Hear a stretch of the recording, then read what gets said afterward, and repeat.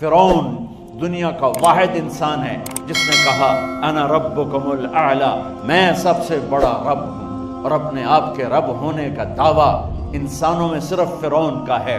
اس کی باندی مسلمان ہو گئی، موسیٰ علیہ السلام کا کلمہ پڑھ لیا، ایمان چھپتا نہیں، وہ پتہ چل گیا۔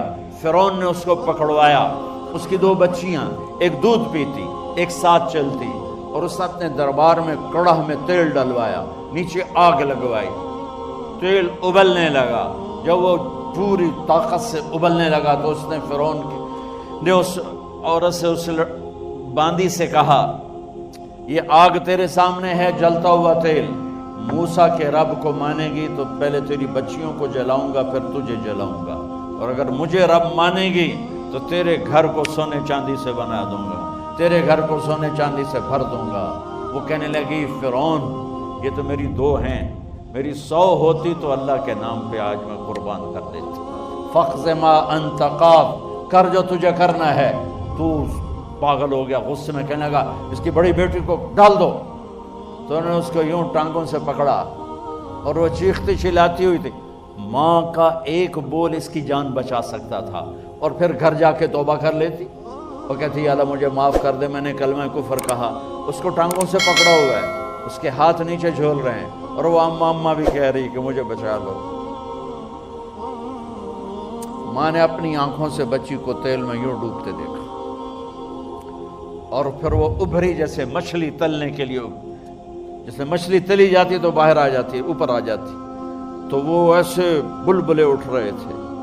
وہ ایک ہی لمحے میں اس کی تو جان گئی، ایک آنسو کا قطرہ اس نے نہیں نکلنے دیا اپنی آنکھوں سے، اور اپنے دل کو جب مضبوط کیا تو میرے رب کی غیرت، میرے رب کی رحمت محبت حرکت میں آئی۔ اللہ نے ماں کی آنکھوں سے پردہ ہٹا دیا، اور ماں نے اپنی بیٹی کی روح کو نکلتے دیکھا، اور وہ کہہ رہی ہے صبر کرو، جنت تیار ہے، جنت تیار ہے۔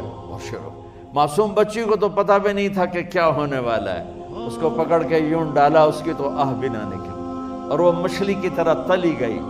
اب پھر ماں کا کلیجہ پھٹا، اللہ نے پھر آنکھوں سے پردہ ہٹایا، اور انہیں اپنی بچی کی روح کو نکلتے دیکھا، اور وہ کہہ رہی ہے جنت تیار ہے، جنت تیار ہے۔ جب اس کو پکڑ کے لے جانے لگے، اس نے فرعون کو دیکھا۔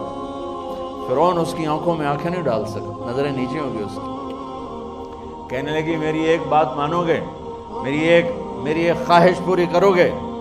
فرعون نے پوچھا کیا؟ کہ جب میں بھی جل جاؤں تو میری اور میری بچیوں کی ہڈیوں کو اکٹھے دفن کرنا، باہر پھینک نہ دینا، دفنا دینا۔ فرعون نے کہا تمہاری یہ خواہش پوری کی جائے۔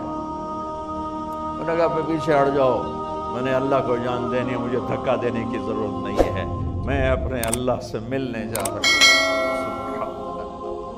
جب اللہ مطلوب ہوتا ہے تو موت محبوب بن جاتی۔